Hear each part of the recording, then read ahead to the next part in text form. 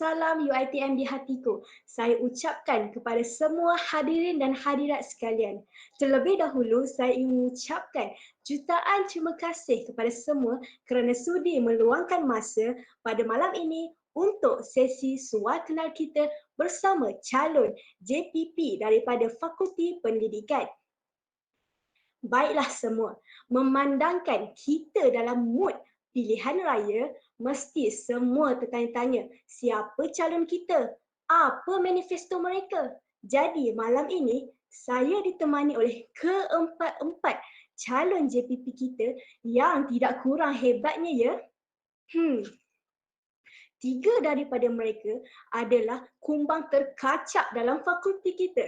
Dan tidak lupa juga kita ada satu-satunya bunga daripada fakulti kita, tapi jangan pernah underestimate ya bunga ni sebab dia bukan sebarang bunga tau. Tapi bunga mawar berduri. Barulah power. Baiklah, sebelum kita mulakan sesi temu ramah kita, ingin saya perkenalkan diri saya, Nur Husna Aisyah binti Yusri, selaku moderator anda pada hari ini yang akan menemani anda sampai ke penghujung majlis. Untuk memberkati majlis kita pada malam ini, saya menjemput saudara Haikal untuk mengiringi bacaan doa. Dengan segala hormatnya, dipersilakan. Assalamualaikum warahmatullahi wabarakatuh. Al-Fatihah.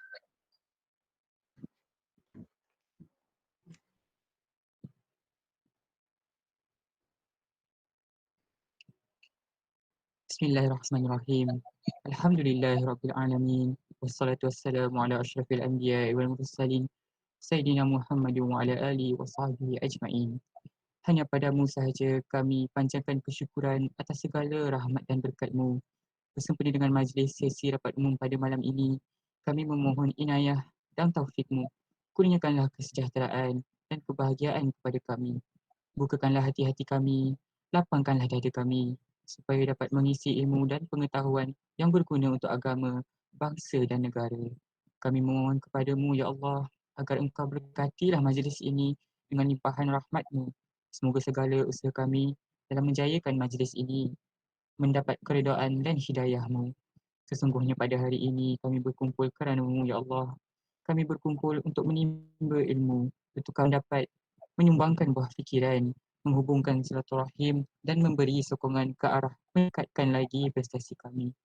Kami memohon kekuatan dari hadrat-Mu, Ya Allah, supaya kami yang hadir pada hari ini dapat melaksanakan segala kebajikan. Dan kami pohon perlindungan dengan Engkau daripada melakukan keburukan. Ya Allah, kurniakanlah kepada kami kekayaan ilmu pengetahuan dan hiasilah diri kami dengan sifat lemah lembut. Serta muliakanlah kami dengan ketakwaan dan indahkanlah diri kami dengan kesihatan. Rabbana atina fid dunya hasanah wa fil akhirati hasanah wa qina azaban nar. Wa sallallahu ala sayyidina Muhammad wa ala alihi wa sahbihi ajma'in. Subhanaka rabbi izzati amma yasifun. Wassalamualaikum warahmatullahi wabarakatuh. Walhamdulillahirabbil alamin.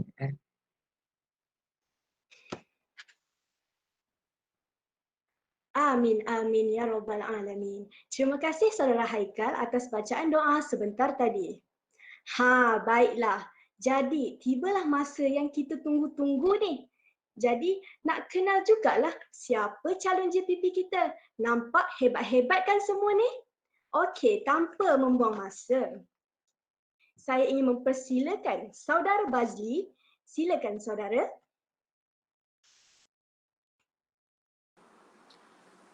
A'udzubillahi minasyaitonirrajim. Bismillahirrahmanirrahim. Alhamdulillahi rabbil alamin. Wassalatu wassalamu syafi'il anbiya'i wal mursalin wa ala alihi wa sahbihi ajma'in.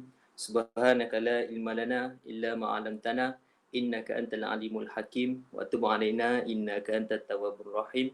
Rabbi shrah li sadri wa yassir li amri wahlul 'uqdatam min lisani yafqahu qawli. Amin. Qala Rasulullah sallallahu alaihi wasallam, mafhumnya daripada Ibnu Umar radhiyallahu anhu, daripada Nabi sallallahu alaihi wasallam, baginda bersabda, ketahuilah setiap daripada kamu adalah pemimpin dan setiap daripada kamu akan diminta bertanggungjawabkan terhadap apa yang kamu pimpin. Hadis riwayat Bukhari dan juga Muslim. Assalamualaikum warahmatullahi taala wabarakatuh. Pertama sekali saya ucap terima kasih kepada moderator kita pada malam ini, saudari Husna. Tak dilupakan juga kepada calon-calon JPP untuk Fakulti Pendidikan untuk sesi kali ini juga, dan tak dilupakan juga kepada mantan Majlis Perwakilan Pelajar iaitu saudara Daniel dan juga saudari Azimah, dan akhir sekali kepada hadirin-hadirat sekalian yang menonton live kita pada malam ini untuk rapat umum untuk Fakulti Pendidikan. Baik, insyaAllah saya akan perkenalkan sedikit diri saya, insyaAllah. Nama diberi Nur Bazli bin Muhammad Sazanuddin, boleh dipanggil Bazli, anak jati daripada Negeri Kelantan, Kota Baru Kelantan, daripada ijazah Sarjana Muda Pendidikan Sains Kepujian Matematik semester 4. Jadi saya rasa sekadar itu saja untuk permulaan ini. Jadi saya serah balik kepada moderator. Baiklah, begitu bersemangat ya sesi perkenalan daripada calon kita ni, menghangatkan suasana, betul tak? Jadi, apa kata kita ke calon yang seterusnya? Dengar ceritalah kan, calon ni famous tau. Baiklah, tanpa membuang masa, saya persilakan calon kita yang seterusnya, Saudara Umar. Silakan saudara. Hai.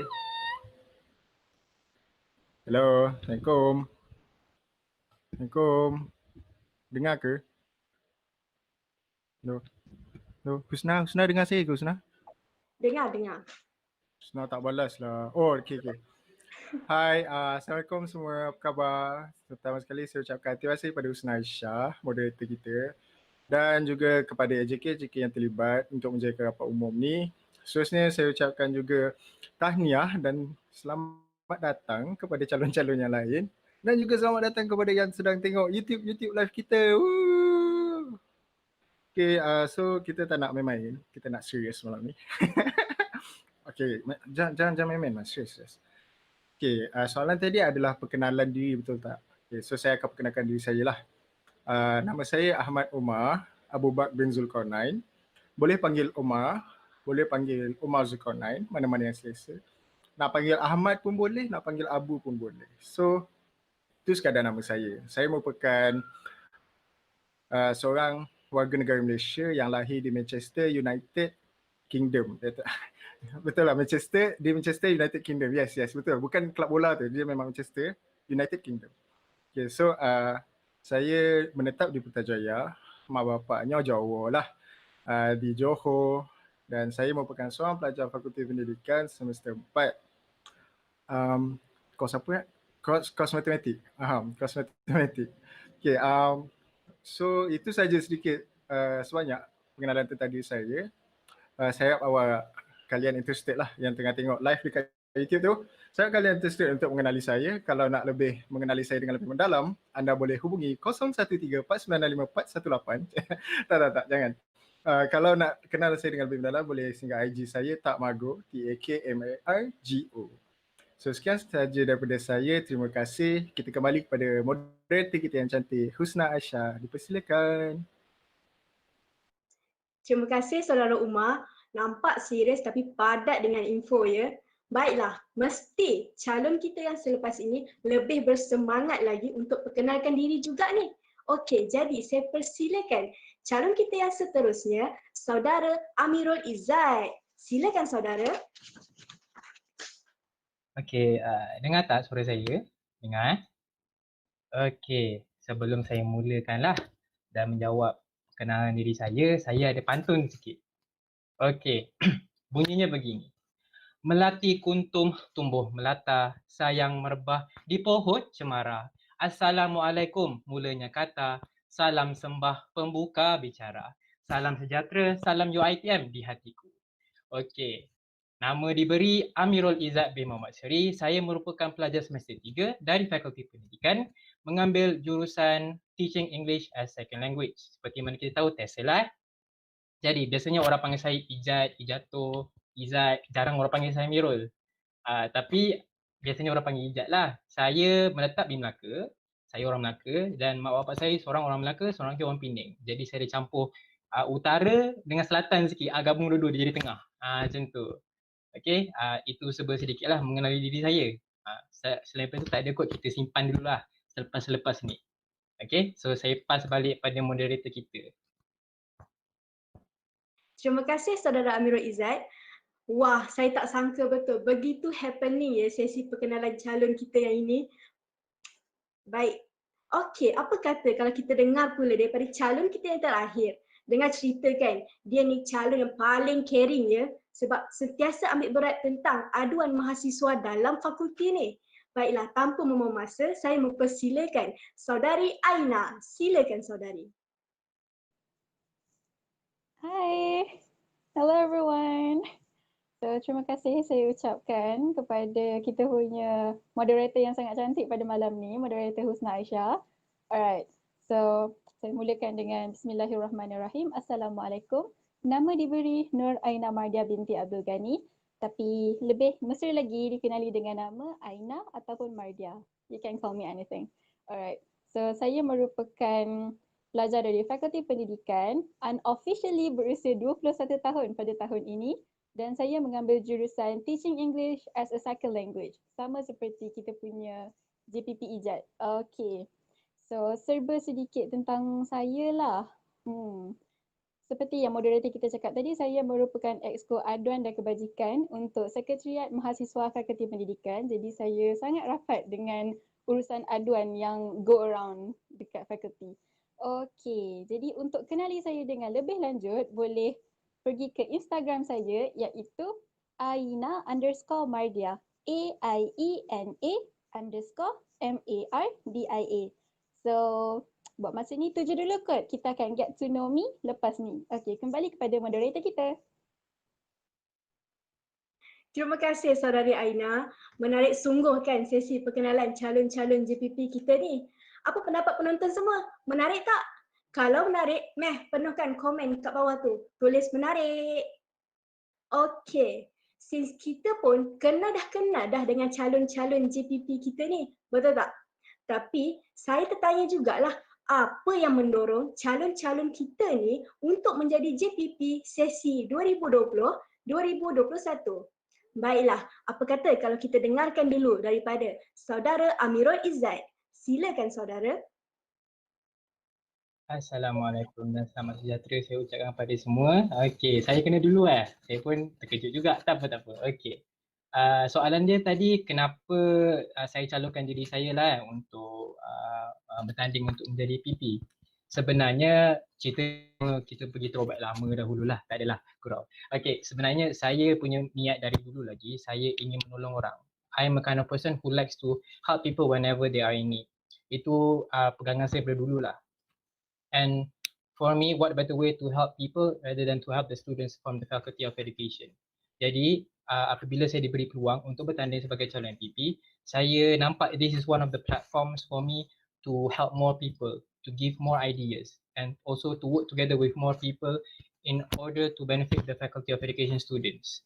Jadi saya ada pegang pada satu kata-kata ni dari if semua orang tahu, pernah tengok movie saya rasa mesti ramai suka tengok movie kat sini kan. Movie 2012, movie 2012 yang mengenai bencana alam yang the world was ending. Ada satu patah dari Dr. Adrian Hamsley, the very the main character jugalah dalam movie tu. He said during a scene dalam ship tu, dalam kapal tu, dia kata to be human is to care for each other and civilization means to work together to make a better life. So for me, helping people is a must, or for me helping people should always be there in a human being, in people. And for me, saya pegang kata-kata tu sampai ke hari ni untuk ke arah lebih membuat satu society yang lebih comfortable for students especially, untuk membantu orang. And I think everyone should be or should have the same character as well. Itu kenapa saya calonkan diri saya untuk bertanding sebagai MVP, sebab saya nak menolong lebih ramai orang. Itu saja kot untuk jawapan saya untuk soalan ini. Baiklah, terima kasih Saudara Amirul Izzat. Saya suka sangat dengan niat pada asalnya adalah untuk menolong orang. Terbaik. Okey, saya juga tertarik sebenarnya ni nak tahu daripada Saudari Aina sendiri tentang apa yang mendorong Saudari Aina untuk mencalonkan diri menjadi JPP sesi 2020-2021. Silakan Saudari. Okay, thank you Husna. Alright, so as to why saya calonkan diri untuk join as MPP, first kali secara jujurnya lah, saya sebenarnya berikutan dengan MPP saya sebelum ni iaitu Azimah dan juga Daniel. Saya tertarik dengan gerak kerja MPP dan sepanjang saya berada di SMF selama 3 semester, saya didedahkan dengan pelbagai gerak kerja dan saya rasa MPP dah buat yang terbaik, tetapi kita boleh membuat kita boleh memperbaiki lagi. Jadi niat saya sebenarnya adalah untuk membantu pelajar di fakulti pendidikan. Sama seperti Ijat, niat saya hanya untuk membantu kerana I believe that we live in a world where we need each other. So this important for us to stand together. So itu sahaja daripada saya. So kembali kepada moderator kita. Terima kasih Saudari Aina. Okey, baiklah, hanya kerana Saudari Aina join SMF dan selalu terdedah dengan pelbagai gerak kerja dapat menjadikan dia lebih berdisiplin dan lebih terdorong untuk menjadi calon JPP. Tahniah. Okey, seterusnya kita ke calon kita yang seterusnya iaitu Saudara Umar. Silakan Saudara. Okay, Assalamualaikum. Tadi soalannya apa ni? Husna boleh tolong ulangkan? Kenapa kita calon diri Ya, kenapa kita rasa terdorong untuk calonkan diri sebagai JPP? Okay, saya start Let's say kalau kita ambil 4 contoh kan. Api, air, tanah, udara kan. Sebab saya teringat long ago, the 4 nations live together in harmony. Then everything changed when the 5 nations attack. So I'm sorry. Sorry, itu just satu ayat yang menarik. Saya macam bila kita tengok history yang benda yang jadi dulu, dia akan affect apa yang akan jadi pada masa yang akan datang. Faham tak? So kita macam boleh nampak pattern lah. Let's say kalau macam benda-benda yang kita tengok lepas, benda sebelum ni yang kita tengok, kita tahu benda tu akan ada kesannya pada masa yang akan datang. Contohnya macam kita ambil isu senang COVID-19 lah. COVID-19, let's say kita nampak sebelum ni ada seorang tak quarantine dan kita tahu bila akan datang orang tak quarantine dia akan dapat benda sama juga. Dia akan tersebar juga. So kenapa saya calonkan diri adalah dia ada satu sebab yang kelakar tapi saya takkan cerita, biar jadi misteri. Sebab tu kelakar and kalau saya cerita semua orang kata gelak, so tak boleh. Tapi sebab ni kan serius kan. Malam ni kita kena serius sikit. Kita semi formal. So saya serius. Sebab yang saya pilih untuk calonkan diri saya sebagai MPP adalah bila saya nampak sesuatu perkara tu macam kurang lengkap di fakulti kita akan ada rasa nak contribute something. Like macam kita bukan nak ubah dia orang, but kita nak something tu jadi better. Contohnya kalau kita nampak sampah dekat jalan, kita akan ambil dan kita akan masukkan nota sampah sebab kita nak jalan tu nampak cantik. So let's say kalau ada problem, basically dia ada problem yang macam saya nampak lah. Banyaklah problemnya. Kita banyaklah faktornya lah kan. Bilik tak ada aircon, whiteboard tak guna, projector tak ada dalam kelas, macam-macam lah sebabnya. Tapi tak apa, kita okey. Cuma itulah salah satunya. Sebab adalah bila kita nak nampak sesuatu tu macam tak memuaskan dekat fakulti tu, so kita akan ada rasa nak ubah. Dan salah satu cara kita dapat menyalurkan suara-suara pelajar dan suara-suara kita sendiri adalah dengan menjadi MPP. Sebab apa? Kita ada banyak kontak dengan orang dekat atas. Sebab kedua, ada masa lagi ke? Ada ya? Kalau ada saya nak sambung, boleh? Okay, thank you. Okay, so sebab ada masa lagi, so saya akan baby lagi panjang. Sebab yang kedua adalah saya as student UiTM sendiri, saya daripada diploma UiTM, diploma civil engineering dulu. Dan saya sambung degree pendidikan. So sepanjang saya belajar di UiTM, kita dapat nampak lah apabila seorang tu dia macam ada hutang, let's say something like macam hutang dengan UiTM atau jasa yang UiTM bagi kat dia, biasanya dia akan balas balik. Dia akan cuba untuk bagi yang terbaik yang dia ada untuk UiTM. Tapi sebab UiTM kan besar skop dia kan, so kita macam susah lah. Saya ni kan budak matematik je, apa saya mampu buat kan. Kita tak ada kuasa kan, macam mana kita nak gempak kan UiTM kan. So antara yang paling simple saya boleh buat adalah dengan join SMFP. And maybe kalau saya rasa macam saya boleh contribute lebih lagi, so saya cubalah untuk attending SMPP. Basically kita nak contribute something sebab kita rasa macam terhutang atas budi-budi yang UiTM bagi. Biasalah kan UiTM, yuran sebulan, yuran satu sem je berapa ratus pun, 590 itu kan, murah tu lah. Kita mesti rasa macam, murah gila kan. Aku nak balik jasa. Okay, so tu saja daripada saya.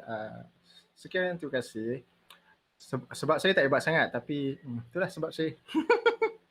So itu saja daripada saya. Sekian, terima kasih. Sorry lah kalau saya banyak main-main. Saya memang suka main-main lah. Lapar-lapar pula ni kan. So kita kembali kepada Husna. Terima kasih Husna. Terima kasih Saudara Umar, sungguh menarik sangat perkongsiannya, dan antara main reasonnya untuk Umar terdorong untuk jadi calon JPP kita adalah kerana dia ingin membalas jasa terbaik Saudara Umar. Baiklah, kita dengarkan pula perkongsian daripada Saudara Bazli. Silakan Saudara Bazli. Okay, baik. Bismillahirrahmanirrahim. InsyaAllah apa yang ditanya oleh moderator Husna sebentar tadi berkenaan dengan kenapa saya calonkan diri untuk terlibat sama dalam Majlis Perwakilan Pelajar. Jadi sebenarnya saya ada dua sebab pertama. Yang pertama adalah mungkin disebabkan oleh saya sendiri banyak terlibat dengan persatuan, tak kisahlah persatuan NGO, persatuan dalaman dan sebagainya. Jadi saya ada pengalaman sebagai kepimpinan sebagai seorang pelajar. Mungkin saya boleh bagi sedikit ceritalah berkenaan dengan kepimpinan yang saya pernah alami sendiri. Yang pertama, sekarang saya sebagai Presiden untuk Persatuan MESA untuk sesi 2020-2021, dan sebelum saya dinaikkan sebagai Presiden, saya sendiri pun telah berada dalam majlis tinggi, iaitu sebagai naib bendahari untuk MESA untuk sesi sebelum itu 19-20, dan dalam masa yang sama jugalah dikatakan saya pun terlibat sama dengan persatuan di bawah kelolaan HCP sendiri, iaitu Persatuan Rakan Masjid sebagai Exco Multimedia untuk sesi 2019-2020. Jadi mungkinlah apa pengalaman yang saya ada sebelum ini dalam bidang kepimpinan, saya boleh bagi sebaik mungkin kepada fakulti, apa yang saya sendiri dapat sumbangkanlah kepada fakulti. Itu yang pertama. Yang kedua adalah apa yang saya lihat sendirilah sebagai pemerhatian saya sendiri, mahasiswa pada hari ini sebenarnya memerlukan seorang pemimpin yang mampu memberi sepenuh perhatian kepada mereka. Mungkinlah kita boleh ambil contoh waktu banjir sekarang ni, bagaimana pelajar-pelajar kita yang terjejas dengan banjir dan sebagainya. Jadi kita boleh tengok macam mana MPP dan juga fakulti sendiri pun memberi perhatian kepada masa banjir yang ada di Pahang, di Johor dan sebagainya.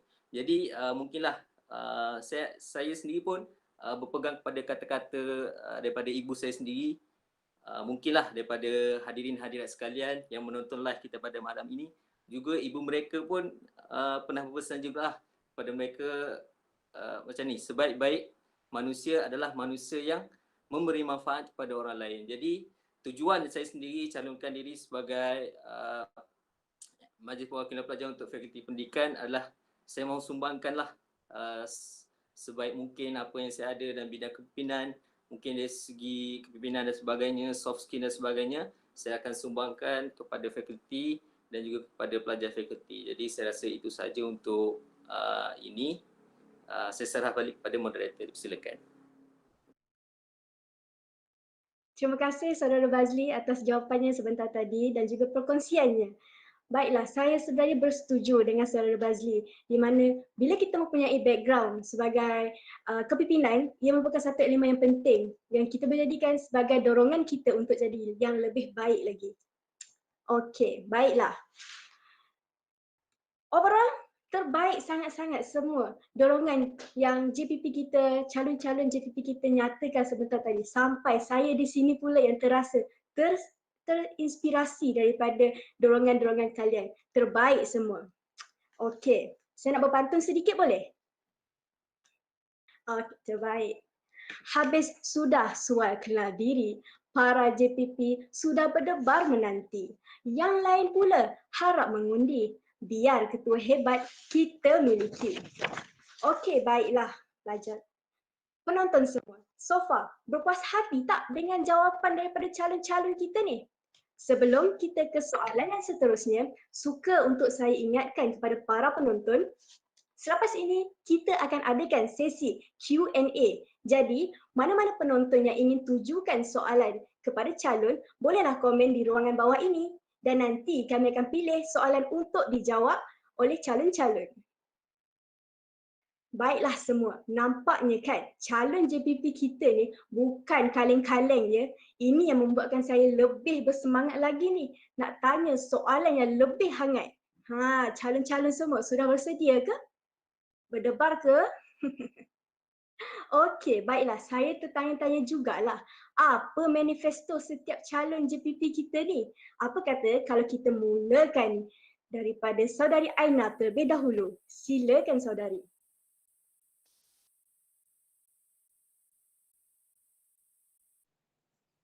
Okay, hai. Kembali bersama saya. Alright, so bagi manifesto saya nak bawa dua manifesto sebenarnya. Yang pertama adalah saya ingin mengusulkan studio diskusi pelajar baik virtual ataupun fizikal. Okey, mesti korang tertanya, kenapa Aina nak bawa manifesto ni?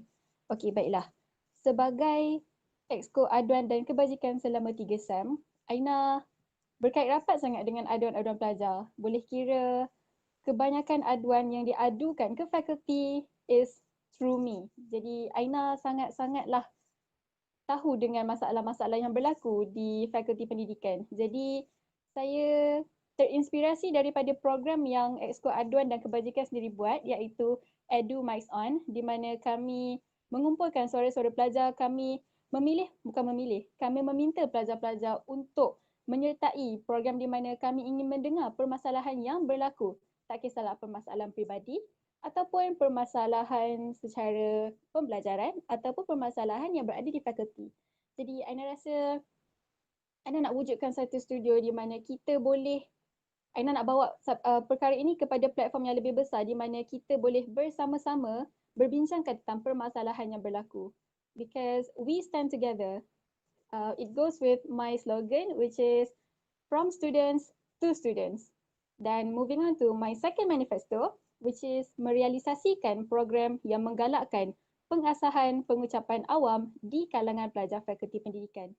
Baiklah, fakulti pendidikan, kita semua ni bakal-bakal guru, betul tak? Jadi, saya sendiri sebagai Exco Aduan dan Kebajikan dan sebagai pelajar sendiri, Aina rasa macam sebenarnya di fakulti pendidikan ni, kita masih ramai lagi mahasiswa yang masih malu-malu untuk express diri mereka, masih malu-malu untuk keluar daripada mereka punya comfort zone untuk berucap di khalayak ramai. Jadi Aina rasa Aina ingin merealisasikan program-program yang mengetengahkan pengucapan awam daripada para pelajar sendiri. Sebab kita nak jadi cikgu kan, so kita mestilah berani untuk mengajar anak-anak murid kita. Kalau kita sendiri pun macam takut-takut lagi, so that will be hard for us in the future. Jadi walaupun even though kita sebagai pelajar fakulti pendidikan, sekiranya kita tak menjadi cikgu, tapi di masa hadapan kita akan berdepan dengan interview dan pelbagai lagi perkara. Jadi Aina rasa pengucapan awam ni adalah sangat-sangat penting. So saya nak enhance anda punya pengucapan awam, public speaking skills, and at the same time be confident with yourself. Aina rasa buat masa ni itu sahaja manifesto saya. So kembali kepada moderator. Terima kasih Saudari Aina. Wah, saya begitu tertarik ya dengan manifesto daripada Saudari Aina. Lagi-lagi yang studio diskusi untuk pelajar. Maksudnya betul-betul memberatkan, titik beratkan aduan-aduan pelajar. Bukan daripada segi fizikal, malah kita boleh pakai secara virtually. Terbaik. Okey, bagaimana pula dengan calon kita yang seterusnya ni? Saya ingin dengarkan apa manifesto daripada Saudara Bazli. Silakan Saudara.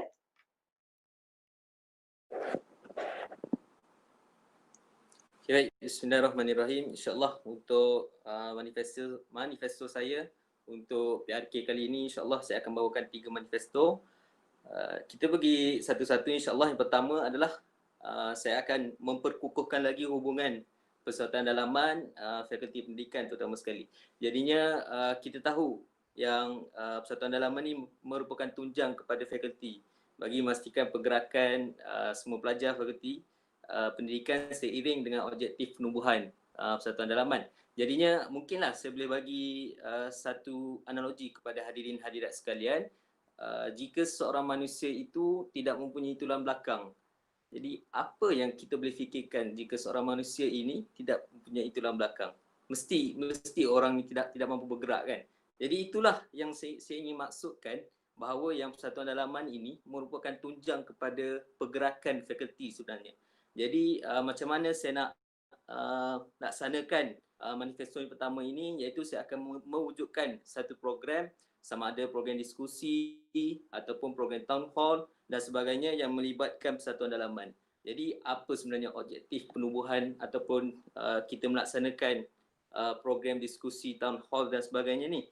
Jadi yang pertama semestinya lah kita nak membincangkan kesemua masalah yang dihadapi oleh setiap pelajar dalam setiap kos. Jadi setiap persatuan dalaman ini mestilah mengutip ataupun membuat kuesioner dan sebagainya untuk mendapatkan setiap masalah yang dihadapi oleh pelajar mereka.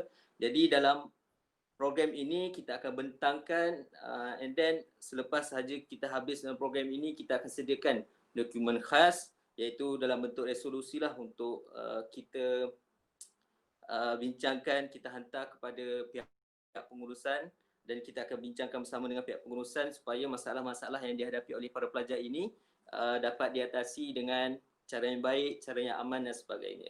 Itu manifesto yang pertama.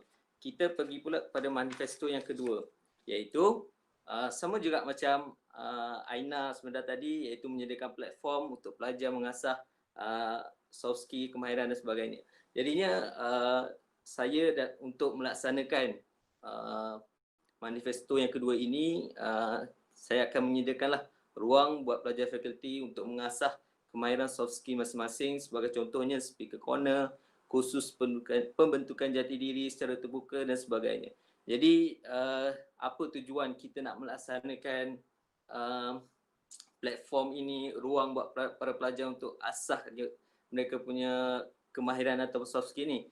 Yang pertama adalah kita nak melahirkan seorang mahasiswa ataupun graduan yang berkualiti, yang bukan sahaja bagus dalam bidang akademik.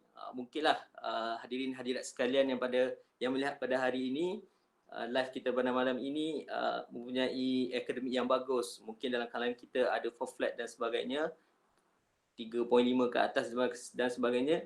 Tapi dengan adanya platform ataupun ruang buat mahasiswa mengasah kemahiran bakat ini, saya kira ia dapat meningkatkan lagi kualiti sebagai seorang mahasiswa yang bukan sahaja bagus dalam akademik, malah kita nak melahirkan seorang mahasiswa ataupun graduan yang mampu bercakap di hadapan, berurusan dengan orang luar dan sebagainya, pihak pengurusan dan sebagainya.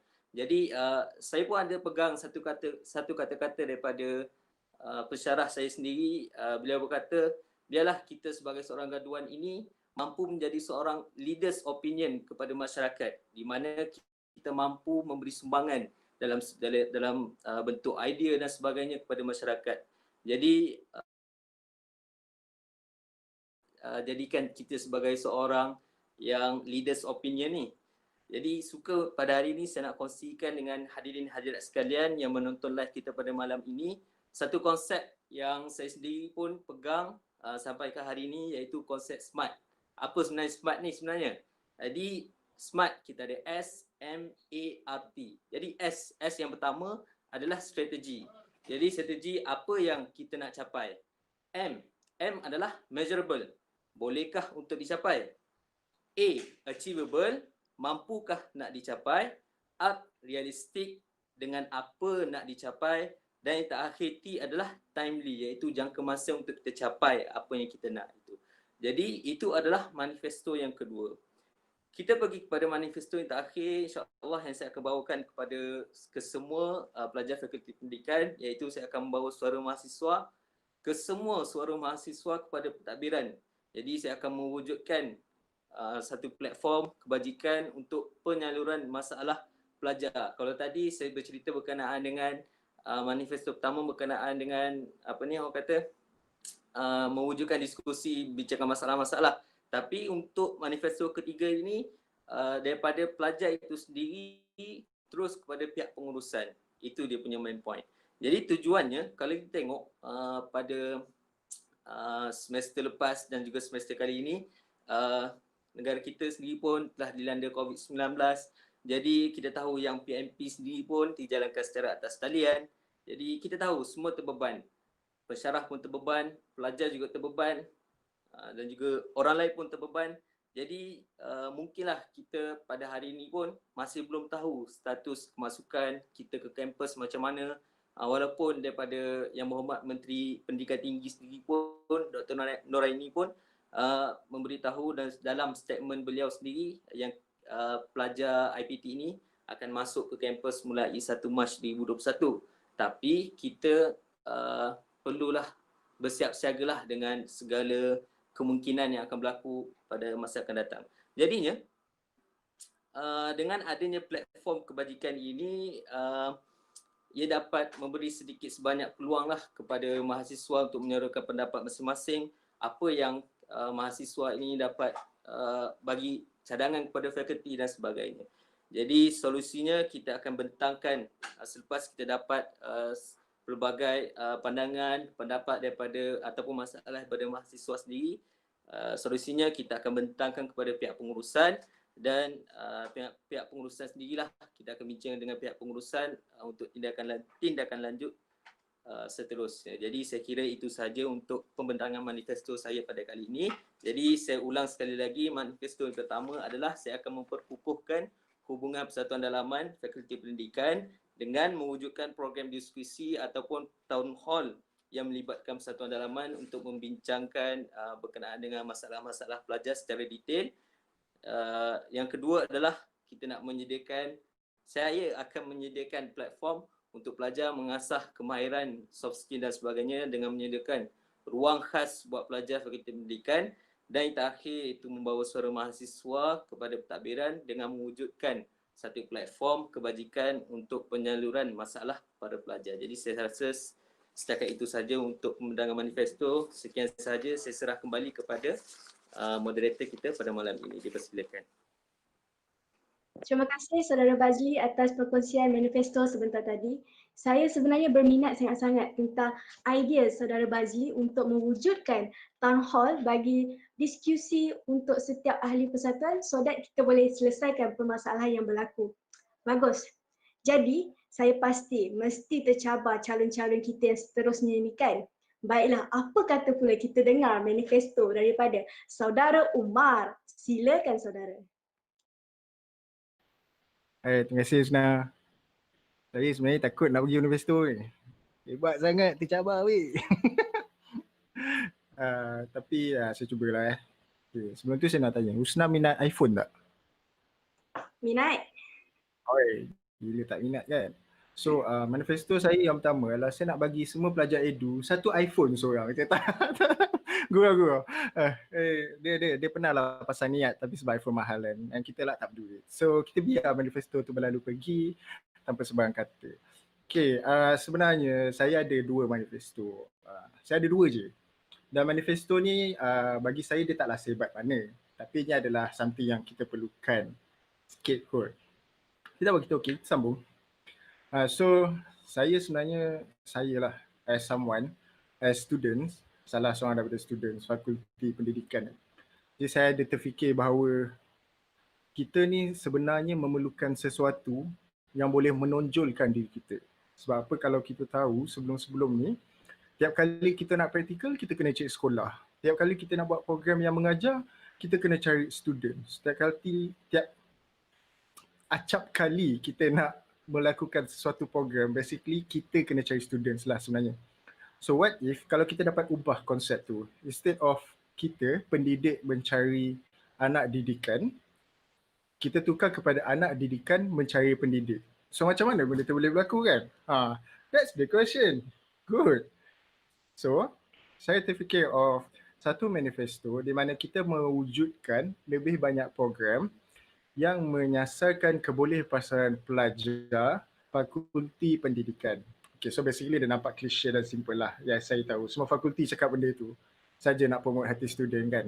So basically apa yang saya nampak adalah saya nak wujudkan satu program yang mana kita didik, yang mana kita fokuskan untuk wujudkan, untuk develop skills yang ada dalam students fakulti pendidikan bermula daripada part 1 sehingga part 8. Program-programnya contohlah program yang boleh melibatkan asah kita punya bakat dari segi memahami student, dari segi membuat soalan, dari segi mengajar student, dari segi mempromosikan diri kita dan sebagainya, bermula daripada semester pertama sehinggalah kita naik sampai semester akhir.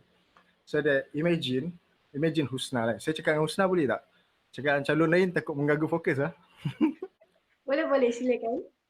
Imagine Husna, someone yang dah prepare, dah ada pengalaman mengajar, dah ada banyak aktiviti mengajar students, dah involved dengan macam-macam sekolah bermula daripada part 1 sampai part 6. So part 7, Husna kena masuk praktikal tau. Husna rasa senang tak Husna nak masuk praktikal kalau Husna dah ada banyak skills, experience, knowledge and capable dengan sekolah-sekolah? Okey, pada pendapat saya lah kan, sejujurnya senanglah sebab macam ia satu platform sebab kita dah kenal dengan banyak sekolah, kita ada kabel-kabel pula tu dengan sekolah-sekolah kan, ada link. So bagi saya tak ada masalah dengan skill-skill yang ada. Terima kasih Husna. Saya Sama-sama. sebenarnya tak banyak masa cakap ni. Tidak kita okey. So basically itulah saya punya manifesto. Saya nak mewujudkan lebih banyak program yang boleh meningkatkan kebolehpasaran student. Sebab kita ada banyak experience di mana lecture-lecture saya selalu bagi pengalaman dia, tandu student, check student yang praktikal. Bila student praktikal dia tak tahu apa nak dicakap, apa nak dibuat, apa nak diajar dan sebagainya. So dia macam terombang ambing. So kalau kita dah prepare daripada awal, kita sedia untuk keluar ke sekolah-sekolah dan imagine if kalau kita terlalu prepare, maybe sekolah yang terima untuk ambil kita instead of kita merayu dekat sekolah-sekolah. Itu yang pertama. Yang kedua adalah saya nak memperbanyakkan program. If dah ada saya nak memperbanyakkan, if tak ada saya nak mewujudkan program yang boleh meningkatkan kemahiran insaniah. Okay, kemahiran insaniah ni sebenarnya soft skill. Dia bahasa Melayu dia memang macam pelik sikit. Sebab kalau kita tukar soft skill bahasa Melayu dia jadi skill-skill lembut. So dia panggil nama dia kemahiran insaniah. Meningkatkan kemahiran insaniah iaitu soft skill pelajar dalam teknologi dan media. So kenapa dalam teknologi dan media? Contoh paling penting kita dapat tengok adalah ODL ni lah. Dan bila kita ODL ni, baru kita dapat tahu yang kita ni sebenarnya banyak kekurangan. Nak guna PowerPoint pun tak erti. Ada daripada kita tak tahu pun PowerPoint tu boleh buat screen record. Kita tak tahu pun yang Microsoft Office tu boleh buat video. Macam tak, itu saya tambah aja sebenarnya. Dan basically kita banyak tak tahulah tentang teknologi, media-media yang kita ada. Yang paling penting sekali adalah kita tak erti nak promote diri kita as student fakulti pendidikan. So imagine if kita tahu cara nak guna Excel, kita tahu nak guna Microsoft PowerPoint, Canva, Vegas Pro, Adobe Premiere and so on. Too many software yang kita dapat tahu untuk guna, automatically kita dapat increase kita punya skill. And if kita good at something, kita dapat promote diri kita melalui something tu. Kalau kalian nak tahu, dalam MESA ada student part 8, kalau saya tak silap, dia salah seorang TikTok famous, nama dia Faiz, kalau saya tak silap lah, kalau saya silap lah. So dia bila dia pandai guna teknologi dan media, dia pandai promote dia, so dia dapat meluaskan dia punya jajahan tanah Melayu cerita. So yang apa saya nak sampaikan adalah kita perlukan teknologi dan media. Sebab apa? Kita punya pembelajaran makin lama dia makin meningkat. kita akan masukkan lebih banyak teknologi, gadget dan media dalam pendidikan kita. Kalau kalian tak nampak, maksudnya kalian telah tidur selama kelas ODL ni, ya. Sebab sepanjang kelas ODL ni kita sangat-sangat memerlukan teknologi. Dan pada masa yang akan datang, benda ni akan bertambah. Kita dapat tengok pattern dia daripada saya sekolah rendah sampai saya sekolah menengah dan sampai saya masuk diploma, universiti and so on.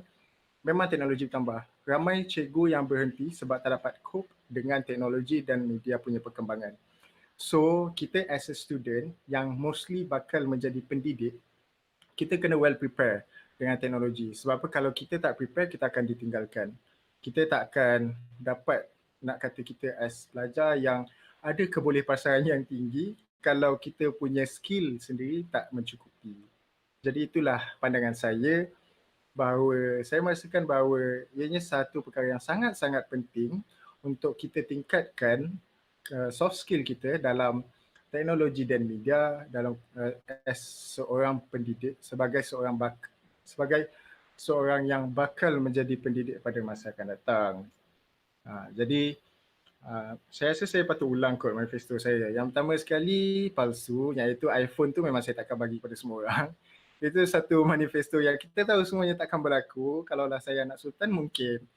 Yang kedua adalah saya ingin mewujudkan banyak program yang boleh meningkatkan kebolehpasaran pelajar fakulti pendidikan. Sebab apa saya rasa sangat penting untuk kita promote diri kita. Kita nak jadi cikgu, kita kena promote diri kita. Kalau orang tak kenal kita, susah kita nak jadi cikgu. Lagi-lagi lah dalam musim pandemik COVID and so on kan.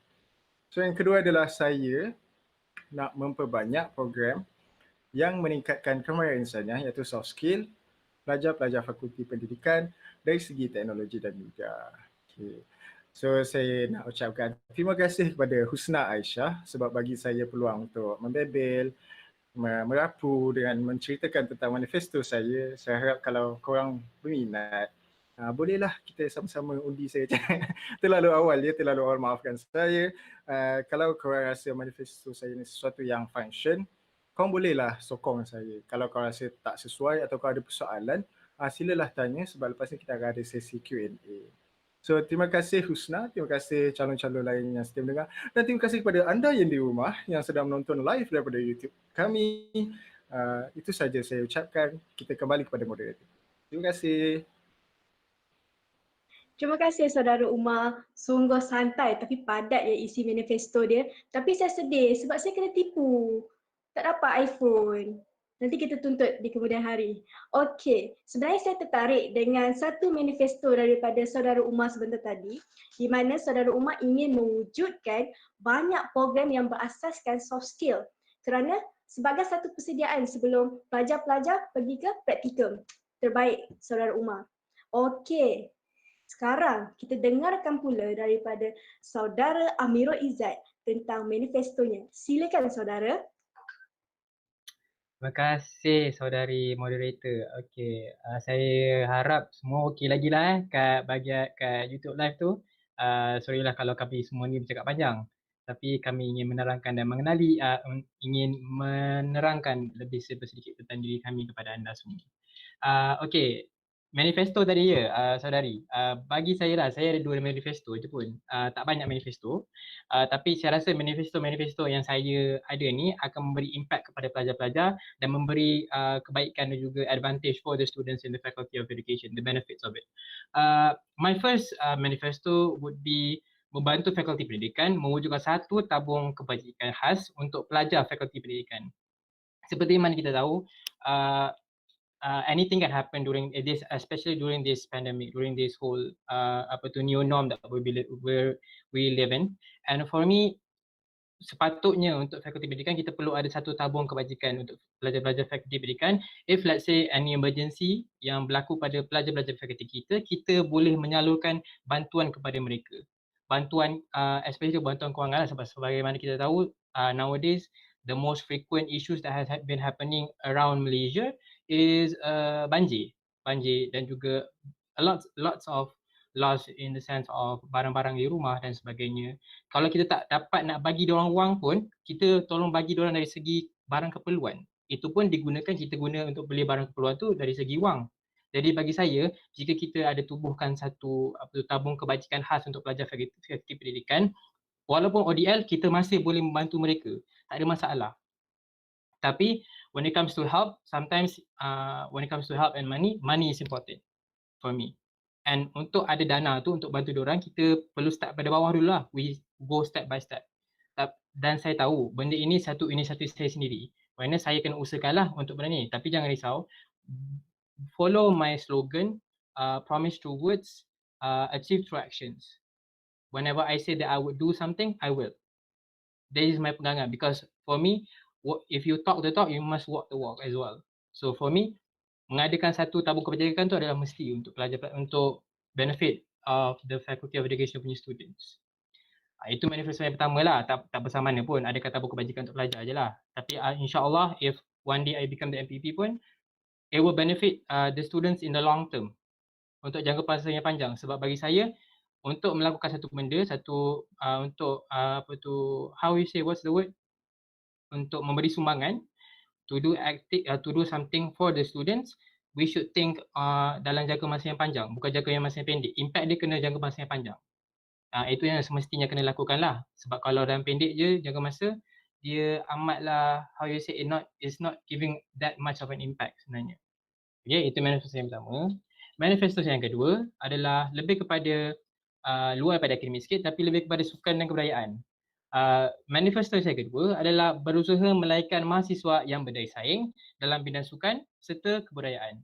Okey, seperti mana yang calon-calon punya manifesto, dia lebih kepada akademik dan soft skill. Okey, tapi saya dia pesong sikit. Okey. Saya dulu sebenarnya Esko Sukan dan Kebudayaan di Sekretariat Mahasiswa Fakulti Pendidikan. Saya, kalau ada yang mengenali saya pernah buat program A Break With Poetry masa saya semester 1.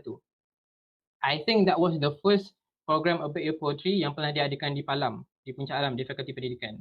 Dan tujuan saya mengadakan program itu adalah menyediakan satu platform bagi pelajar-pelajar Fakulti Pendidikan untuk menyelahkan bakat diorang. Because I know for sure, di kalangan pelajar-pelajar Fakulti Pendidikan, kita bukan sahaja ulat buku, tapi kita mampu untuk berdaya saing dari segi sukan dan kebudayaan juga. Kita ada kemampuan. And also for me, involving yourself in sukan dan kebudayaan also will gain you soft skills. Bukan saja it makes it funner untuk you guys show your talent, but also adakan soft skill tu untuk pelajar-pelajar semua, which is a very important thing to have when you're an educator. And also, ini I'm thinking out of the box sikit. Even though we graduate one day after you graduate Fakulti Pendidikan, it doesn't mean that you will stick to being an educator in the future. For me, it's up to you. It's your choice untuk pilih bidang pendidikan ataupun you nak pergi pada benda lain yang you rasa minat. Being berdaya saing dalam sukan dan kebudayaan also will market yourself within the people in the community. Let's say one day you jadi contohnya saudara Roma lah. Dia penyanyi terkenal kat UiTM tiba-tiba kan. Saya sediakan platform untuk dia untuk marketkan diri dia jadi penyanyi terkenal kat UiTM. Dan dia dikenali ramai oleh beberapa organisasi-organisasi lain. Dan contohnya saudara Umar tiba-tiba tak jadi pendidik dan dia teringin nak masuk bidang lain yang dia minat.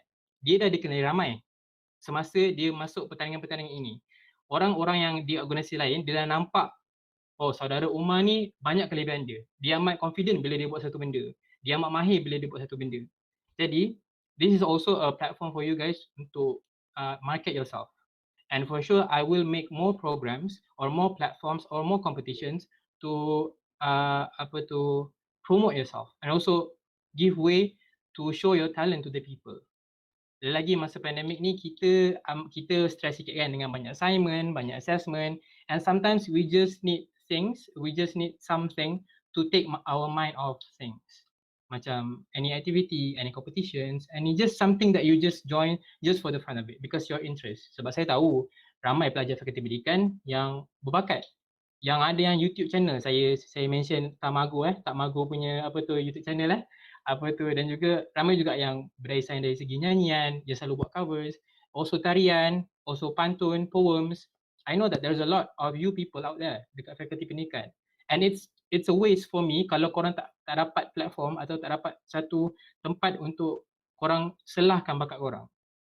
Jadi my emphasis as well is untuk selahkan bakat korang di kalangan peringkat fakulti dan juga peringkat kebangsaan if we can go to that level.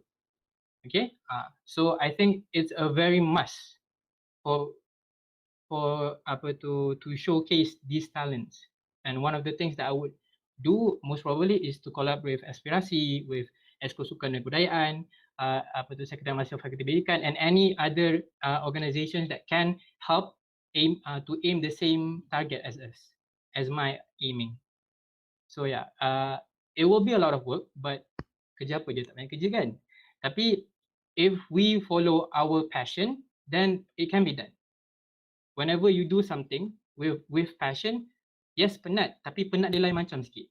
Penat dia dengan rasa gembira. When you work with people that you are okay with. Contohnya saya bekerja dengan saudara Omar, dengan saudari Aina, dengan saudara Bazili sebelum-sebelum ni untuk EGA dan sebagainya. Penat memang penat. Amatlah penat. Sampai rasa terbaring kot, nak terbaring atas kapet tu. Beberapa kali rasa terbaring atas kapet tu.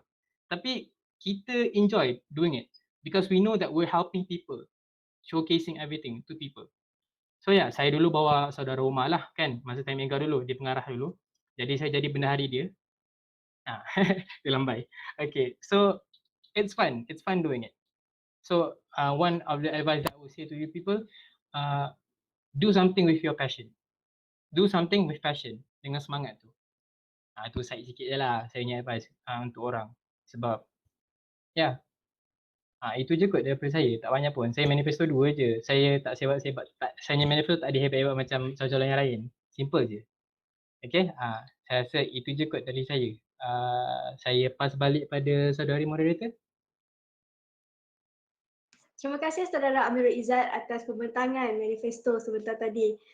Sangat low profile, tapi sebenarnya saya berminat dan tertarik dengan idea daripada saudara Amirul Izzat sendiri mengenai mewujudkan satu tabung untuk membantu mahasiswa apabila mempunyai kecemasan. Sebab ialah kita pun kecemasan tidak boleh diduga kan, tak boleh dijangka bila berlakunya. So, itu kepentingannya tabung.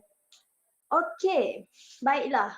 Saya nak wrap up sikit. Rata-ratanya daripada kita punya calon GPP kita ni semuanya memberikan manifesto yang terbaik demi menjaga kebaikan fakulti dan juga mahasiswa.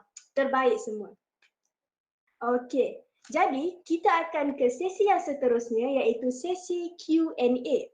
Calon-calon semua sudah bersedia ke?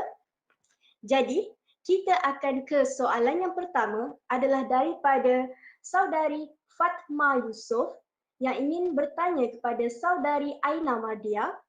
Okey, soalannya berbunyi, bagaimanakah kekuatan yang ada dalam diri calon dapat membantu para pelajar dalam fakulti apabila mereka memerlukan bantuan? Jelas ke saudari? Sangat jelas soalannya. Wow, saya impressed dengan soalan tersebut. Baiklah, saya jawab daripada lubuk hati saya. Saya hanyalah seorang manusia biasa. Kita semua manusia biasa. Tapi saya cuba sekiranya saya dipilih untuk menjadi sebagai seorang MPP, saya akan cuba sehabis baik because I really love to help people and I really do care for each and every one of you because I feel that I am eligible to help you guys. So sekiranya saya menjadi MPP, saya akan gunakan sebaik mungkin dan sehabis baik saya punya platform dan juga saya punya sources untuk membantu anda. Adakah menjawab persoalan tersebut? Saya rasa menjawab saudari Aina. Terima kasih saudari Aina atas menjawab soalan tersebut. Baiklah, kita teruskan kepada soalan yang kedua adalah daripada saudari Alia yang ingin bertanya kepada saudara Izzat. Saudara Izzat, ada bersedia ke? Okey, soalannya yang berbunyi, disebabkan mahasiswa kini belajar melalui pembelajaran secara online atau dikenali sebagai ODL, apakah tindakan yang saudara akan lakukan bagi menaikkan semangat mahasiswa dalam menjadi pelajar UiTM yang bersemangat tinggi dalam situasi pandemik ini? Jelas saudara? Jelas. Saya rasa jelas lah. Saya faham soalan tu. Bagi saya, to have macam apa tu, tetap semangat untuk go through ODL lah kan. I think one of the main reasons why people get bored of ODL or get frustrated of ODL is because of the constant same routine every day. Faham tak? Sebab we every day, every time class yang biasanya kita akan duduk depan laptop. And we go through class for maybe a 3-hour session class, and then lecturer bagi kerja, and then we go through the same routine and cycle every single day. For me, that's why one of the reasons why I want to like adakan more programs or platforms and lebih kepada sukan kebudayaan adalah untuk also make the SEM more fun for the people, for the students. Sebab wouldn't it be the same kalau saya tanya saudari moderator lah, akan rasa bosan tak kalau contohnya setiap SEM anda akan lalui benda yang sama? So let's say contohnya ODL akan berlaku SEM depan juga, and you have to go to the same SEM yang rutin yang sama setiap kali, tapi tak ada apa benda menarik di tengah-tengah pertengahan tu. Bosan sebenarnya saudara. Bosan kan? And there must be like something that will spark your interest and also semangat untuk ODL sebenarnya. So for me, having these types of events or programs yang boleh let loose sikit, kita let out steam sikit, kita tak naklah stress kan. Sebab sometimes stress is also the main cause of us getting frustrated and bored of ODL. Sebab masa time kita face to face dulu, kita berjalan kaki pergi faculty. Sebab saya rutin biasa saya akan lalu Tangga tu. Macam ramai orang elak lah kan Tangga kan. Saya memang akan setiap pagi pukul 7 pagi sharp saya akan turun Tangga. Walaupun pagi tu tak ada kelas, saya akan turun Tangga, saya akan hirup udara yang segar and just enjoy my morning lah. And then sampai kat kelas, saya go through kelas, habis kelas saya pergi cafe. It's something that you will do differently every day. You have to have something uniqueness in that, in your daily routine untuk buat you macam semangat sikit untuk kelas, untuk ODL kan. Jadi adakah itu menjawab soalannya? Sebab saya macam melalut sikit tepi sikit, tapi adakah itu menjawab soalan dia? Ya saudara, still on track. Terbaik. Okay, still on track kan? Okay, jadi bagi saya what I would advise to the person yang tanya tadi pun, you need to make other plans as well untuk make it very unique. Dan what I would do to help you guys, to help the students of Faculty of Education is also to make programs yang you can let loose sikit. Tak adalah macam stress sangat. Terlalu, sebab saya tahulah banyak lah kan assignments dan also assessment yang sedang ni kan, sebab ada lagi hujung minggu kan, dah hujung SEM. Jadi something like that to cheer you up lah. Joining an event, laughing, or doing something that you're passionate about, or something that you're interested about. Okay? Macam tu. Okey, terima kasih Saudara Amirul Izzat atas penerangan jawapan kepada soalan sebentar tadi. Okey, saya ingin teruskan kepada soalan yang ketiga adalah daripada Saudari Maria Marcelo. Okey, saudari ini nak tujukan soalan kepada Saudara Bazli. Okey, Saudara Bazli. Sila dengar ya. Bagaimanakah manifesto saudara boleh memanfaatkan pihak fakulti serta mahasiswa? Apa ciri-ciri kepimpinan yang saudara ada untuk memastikan manifesto saudara dapat dijalankan? Dan macam yang kita tahu, sekarang kita dah ada borang aduan yang disebarkan secara berkala, betul? Jadi apa perbezaannya dengan keadaan semasa dengan manifesto saudara yang ketiga sebentar tadi? Panjang ya soalan daripada saudari ni. Nak saya ulang semula ke saudara? Ya, sekali lagi. Okey, sekali lagi ya. Bagaimanakah manifesto saudara dapat memanfaatkan kepada pihak fakulti serta para mahasiswa? Okey. Apakah ciri-ciri kepimpinan yang saudara ada bagi memastikan manifesto saudara ini dapat dijalankan? Dan seperti mana yang kita tahu, borang aduan telah disebarkan secara berkala, betul? Jadi, apa perbezaannya keadaan semasa dengan manifesto ketiga daripada saudara Bazli sebentar tadi?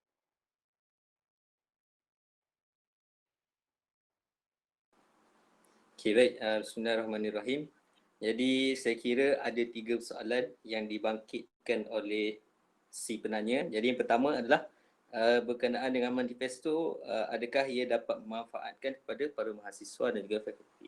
Jadi kalau kita tengok apa manifesto yang pertama, saya berkenaan dengan nak mewujudkan program diskusi. Jadi sebenarnya apabila kita wujudkan program diskusi itu sendiri pun ia sebenarnya win-on-win situation sebenarnya kepada mahasiswa dan juga kepada fakulti, di mana mahasiswa dapat para pelajar lah daripada setiap kos sendiri dapat menyatakan masalah-masalah mereka sendiri kepada persatuan dalaman, and then persatuan dalaman akan bentangkan waktu dalam program diskusi tersebut, and then kepada pihak fakulti pula, di mana pihak fakulti akan dapat masalah-masalah daripada setiap pelajar secara detail. Mungkinlah saya boleh bagi contoh kepada hadirin hadirat sekalian yang menonton pada malam ini. Mungkinlah kita ambil pelajar A. Pelajar A ni ada masalah berkenaan dia sakit kanser. Ini contoh je lah. Ada pelajar A, dia ada masalah berkenaan sakit kanser. Jadi pihak fakulti sendiri pun tak tahu yang pelajar A ni ada masalah sakit kanser. Jadi di mana apabila kita adakan diskusi ini, persatuan dalaman akan mendapatkan secara detailnya apa masalah yang pelajar A yang dapat kanser ini. Jadi pihak fakulti sendiri pun akan tahu, okey, pelajar A ini ada masalah penyakit kanser. Jadi pihak fakulti sendiri pun akan dapat secara detail lah berkenaan dengan masalah tersebut. Okey, baik, itu soalan yang pertama. Soalan yang kedua adalah berkenaan dengan ciri kepimpinan. Macam mana ciri kepimpinan yang saya sendiri dapat untuk melaksanakanlah manifesto. Jadi bila bercerita berkenaan dengan ciri-ciri kepimpinan ini, saya kira ini bagi pendapat saya sendiri, masing-masing ada, mereka punya setiap orang ada ciri-ciri kepimpinan masing-masing. Mungkin orang ni sendiri dia punya ciri kepimpinan adalah amanah, tapi bagi orang tu sendiri pun dia tak nampak yang dia sendiri pun adalah seorang yang amanah. Mungkin dari segi pandangan orang yang dia ni adalah seorang amanah. Jadi kalau bercerita berkenaan dengan diri saya, berkenaan ciri-ciri kepimpinan, saya sendiri pun tak mampulah nak claim diri saya sendiri pun sebagai seorang amanah yang ikut masa dan sebagainya. Jadi berkenaan dengan ciri-ciri kepimpinan ini, ia adalah pandangan orang lah yang orang tu, apa yang orang tu dapat lihat dalam diri setiap orang. Jadi berkenaan dengan ciri-ciri kepimpinan yang saya sendiri dapat untuk melaksanakan manifesto ini, itulah saya akan sebaik mungkinlah laksanakan manifesto ini jika diberi tanggungjawab menang untuk pilihan raya kampus pada kali ini. Untuk persoalan yang ketiga adalah berkenaan dengan borang aduan yang sebelum ini pun sudah ada daripada SMF dan sebagainya. Jadi apa beza berkenaan dengan manifesto ketiga saya? Jadi baiklah, untuk borang aduan, kalau kita tengoklah yang borang aduan yang diedarkan oleh SMF sendiri, yang kita tahu yang saudari Aina sendiri pun adalah exco untuk aduan dan sebagainya. Jadi saya kira saudari Aina tahulah macam mana respon daripada para pelajar sendiri. Adakah borang aduan tersebut dijawab oleh para pelajar dan sebagainya. Jadi kita akan lihatlah masalah-masalah yang dihadapi dalam borang aduan sebelum-sebelum ini. Jadi kita akan cuba perbaiki sehabis baik. Kalau kita tengok dalam manifesto ketiga saya sendiri pun adalah mewujudkan satu platform kebajikan. Jadi untuk borang aduan pada sebelum ini menggunakan Google Form. Mungkin jika saya dipilih sebagai jawatan kuasa perwakilan pelajar, mungkin platform lain lah yang saya akan gunakan. Tapi benda tu adalah perkara teknikal. Kita akan bincang selepas selepas dinaikkan, insyaAllah. Jadi saya rasa itu saja untuk persoalan. Jadi saya serah balik kepada moderator. Dipersilakan.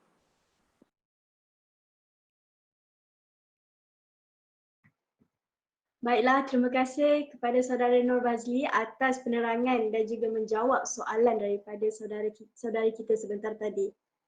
Baiklah, untuk soalan yang terakhir daripada saudari Nurul Afika yang ingin bertanya kepada saudara Umar. Okey, saudara Umar, anda sudah bersedia ke nak dengar soalannya? Okey. Seperti yang kita tahu, MPP SEM lepas penuh dengan cabaran, lebih-lebih lagi dalam mengadakan aktiviti kerana ODL. Jadi, apakah inisiatif calon MPP yang akan datang untuk mengadakan aktiviti yang tidak dapat dijalankan semasa MPP yang lepas, dan apakah pembaharuan aktiviti yang akan calon MPP kali ini lakukan jika kita masih dalam ODL? Silakan saudara. Terima kasih Afiqah. Terima kasih Husnaisyah. Soalan yang bagus Saudara Afiqah. Tak. Sorry tadi rumah ada lipas. Okay, kita sambung kepada soalan kita. Okay, soalan kita tadi, MPP lepas penuh dengan cabaran. Dan jika kita masuk DL, apakah inisiatif yang akan saya ambil untuk jalankan program? Gitu Ya, Gitu benar. ke? Okay. Betul saudara. Saya mengharapkan tak ada ODL lagi lah sebenarnya. Sebab saya jenis minat aktiviti fizikal. Macam main catur, tidur.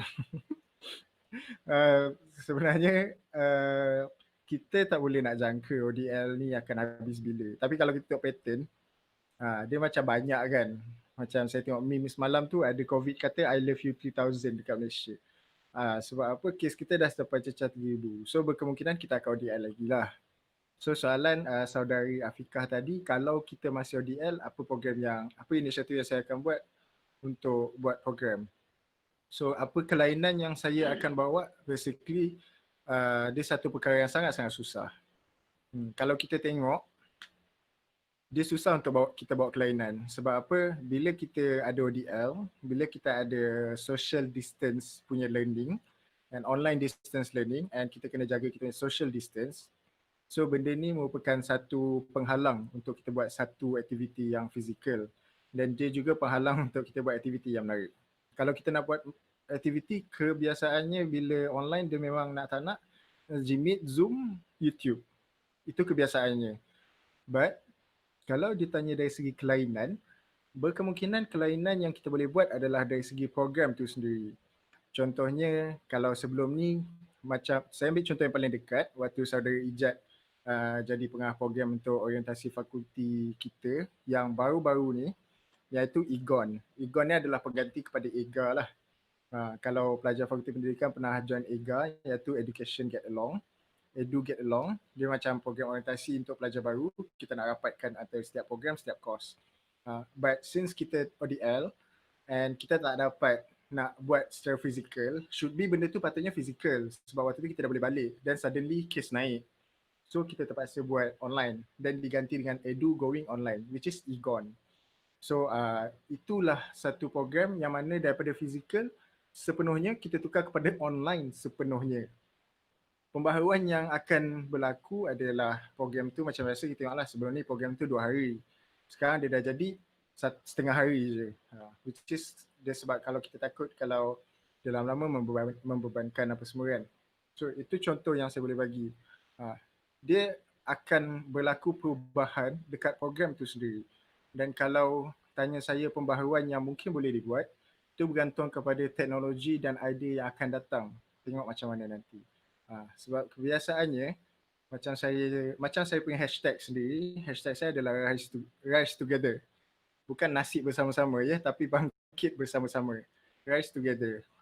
Sebab apa yang saya tahu, takkan boleh untuk saya bawa satu program tu dengan pembaharuannya, dengan gaya menariknya, dengan kelainan yang adanya. Dia memang sangat-sangat susah untuk kita buat benda tu sendiri.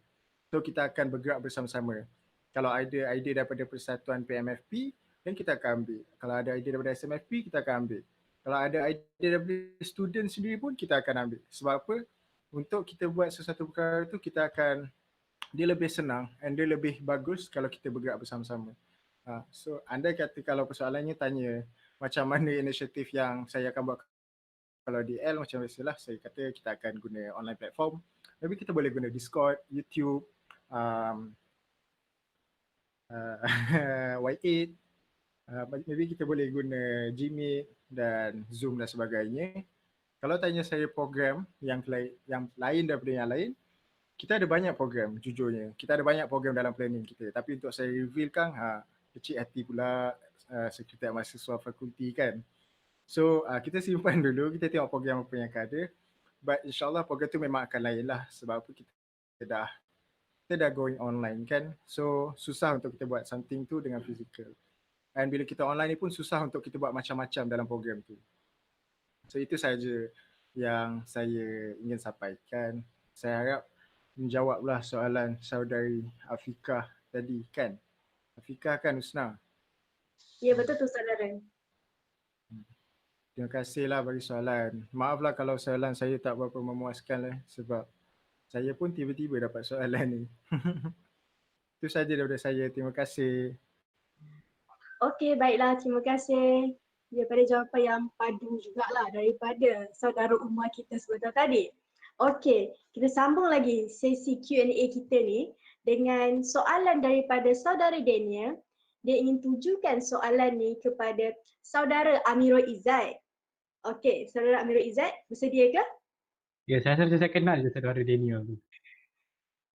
Baik. Soalan. Saudara Daniel mengatakan menarik idea tabung saudara Amirul ni. Tapi Ya.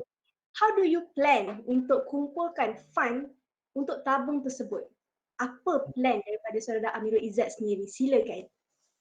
Okay, terima kasih saudari moderator. Okay, if you asking me the planning at first, macam mana nak cari dana untuk tabung kebajikan bagi pelajar fakulti pendidikan, it's the main purpose atau the main target that we should target first is the people that will fund us for the kebajikan punya tabung. And honestly, saya ada berhubung dengan beberapa pelajar daripada fakulti lain, SMF lain yang telah membuat beberapa program yang amatlah menarik lagi-lagi daripada Fakulti Kejuruteraan Kimia FKK yang telah sebelum ni masa pandemik berlaku tu, diorang ada buat program iConcern di mana diorang mencari dana dan juga mencari sponsorship daripada pelbagai organisasi untuk membeli barang-barang keperluan kepada pelajar-pelajar fakulti mereka yang tersekat kat college. Dan mereka sendiri hantar kepada pelajar-pelajar tersebut di Shah Alam. Dan saya pada masa itu saya ada join satu program di mana saya berkumpulan dengan mahasiswa yang menjadi pengarah program pada ketika itu. Saya berhubung dengan dia, saya tanya, Assalamualaikum saudara, saya semua nak bertanya lah bagaimana anda melaksanakan program tersebut. Sebab bagi saya, even though saya tak boleh buat satu program yang buat impact yang sama, cara yang bersama, tapi saya terfikir kalau saya boleh jumpa atau cari organisasi yang ada matlamat ataupun objektif yang sama untuk menolong pelajar-pelajar mahasiswa-mahasiswi dengan cara memberi dana dan kita pun memberi juga something back to them, then it's gonna be a win for us, pelajar-pelajar fakulti pendidikan, untuk fakulti pendidikan sendiri dan juga untuk mereka juga sebab kadang-kadang setiap organisasi diorang ada target diorang, ada target untuk sponsorship diorang, tak silap saya lah. Ini yang saya dapat sedikit tentang informasi dari rakan dari Fakulti Kejuruteraan Kimia itu sendiri. And juga daripada saya punya kenalan saya yang juga bekerja dalam bawah satu organisasi, diorang ada achieve, ada target diorang untuk membantu, contohnya membuat program yang membantu pelajar atau membantu rakyat. Jadi jika kita dapat selarikan target kita dengan target mereka, tiada masalah pun untuk diorang memberi dana kepada kita. Jadi bagi saya, it's a matter of you berusaha. And for me, I would, as if I become the NPP one day pun, I would try my best untuk cari those people that are willing to help these students. Sebab dana ni adalah satu bantuan juga untuk mereka, untuk pelajar-pelajar fakulti pendidikan kita sendiri suatu hari nanti. It's a matter of just berusaha untuk cari mereka. Sebab mereka tak tahu kita ni, diorang tak tahu kita wujud untuk mencari dana ni. Kita yang kena pergi pada mereka. Kita kena tunjukkan diri kita kepada mereka, tunjuk yang kata, hello, Assalamualaikum dan selamat sejahtera. Kami di sini kami punya goal selari dengan goal anda untuk target untuk tahun ni contohnya, untuk memberi bantuan dan dana. Jadi kita selarikan dengan target mereka. Begitu. Okay, terima kasih. Itu saja daripada saya. Terima kasih saudara Amirul untuk menjawab soalan daripada saudara Daniel sebentar tadi. Okey, kita teruskan lagi dengan soalan daripada saudara Daniel juga. Dia ingin tujukan soalan ini kepada saudara Umar. Okey, saudara Umar, anda okey ke tu?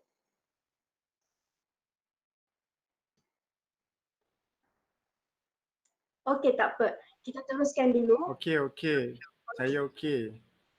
Okey, saudara Umar. Saya ingin berikan soalan ni daripada saudara Daniel. Okey? Sila Husna, sila. Okey, saudara. Soalannya, manifesto saudara Umar banyak berkait dengan added value kepada pelajar. Walaupun begitu, apa sebenarnya pendekatan yang ingin dibuat oleh saudara Umar sendiri berkaitan dengan kebajikan pelajar? Boleh saya ulang ke soalan itu saudara? Boleh. Okey, saya ulang soalan itu semula ya. Manifesto saudara Umar ada banyak berkait dengan added value kepada pelajar. Walaupun begitu, apa sebenarnya pendekatan yang ingin dibuat oleh saudara Umar sendiri berkaitan dengan kebajikan pelajar? Silakan saudara. Faham. Terima kasih Husna. Okay, so pada awalnya saya ada terfikir untuk khususkan satu pendekatan yang melibatkan kebajikan pelajar. Which is benda tu saya rasa dia agak penting lah.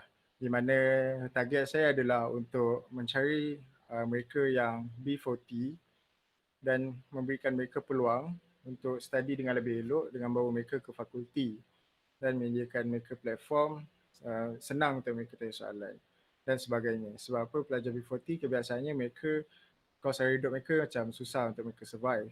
So saya ada terfikir nak buat benda tu. Tapi bila saya fikir balik, the moment if saya menjadi Majlis Perwakilan Pelajar, the moment kalau saya menjadi Majlis Perwakilan Pelajar, automatically kebajikan pelajar tu terletak dalam diri saya. Dan berkaitan pendekatan yang saya nak buat, itu adalah sesuatu yang bagi saya susah untuk kita jangka. Macam sebelum ni ada MPP kata dia nak, ada satu fakulti MPP-nya cadangkan untuk tambah vending machine RM1 di fakulti. So dia buat benda tu and dapat dan sebagainya. Itu salah satu pendekatan kebajikan. But itu salah satu, bukan menyeluruhi kebajikannya. For me, if saya menjadi MPP, kebajikan pelajar tu terletak bawah tangan fakulti dan bawah tanggungjawab saya juga as MPP. Andai kata saya menang lah, kalau saya tak menang, still bawah SMFP lah kot, maybe ada. That's why dalam SMFP kita ada aduan dan kebajikan. So if students ada any aduan and any kebajikan, students boleh direct ke aduan dan kebajikan, beritahu hal atau kebajikan student yang perlu dijaga dan sebagainya, akan inform ke atasan dan kita akan cuba work untuk benda tu. Sebab apa? Kebajikan students ni berlainan. Yang B40 maybe tak sama dengan T20. B40 maybe perlukan laptop saja. T20 maybe memerlukan MacBook 5 sahaja. Maybe contohnya saya bagi. Sebab apa? Dia berlainan, setiap student berlainan. So kita tak boleh expect satu manifesto kebajikan untuk rapat dengan semua pelajar. Susah.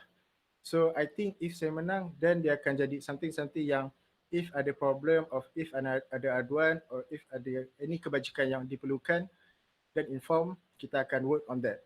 Sebagai contoh, kita boleh tengok waktu COVID. Tak ada satu MPP pun yang pernah menjanjikan untuk bawa pelajar pulang naik bas daripada fakulti direct ke diorang punya stesen. Betul tak? Tak ada satu MPP pun yang pernah berjanji untuk jaga dengan pelajar-pelajar di musim COVID. Tak ada satu pun MPP yang letakkan benda tu dalam manifesto diorang. But then, bila benda tu terjadi, semua MPP bergerak, semua MPP sanggup korban masa, semua MPP sanggup berkerah tenaga and so on. Penat tidur lambat malam apa semua, kena marah dan sebagainya. Semata-mata nak bantu pelajar untuk dapat pulang ke kampung diorang. Semata-mata nak bagi yang terbaik untuk pelajar. So I think untuk letakkan pendekatan yang melibatkan kebajikan pelajar adalah satu benda yang bagi saya sangat bagus, sangat elok. But it could be something yang tak balance untuk semua orang.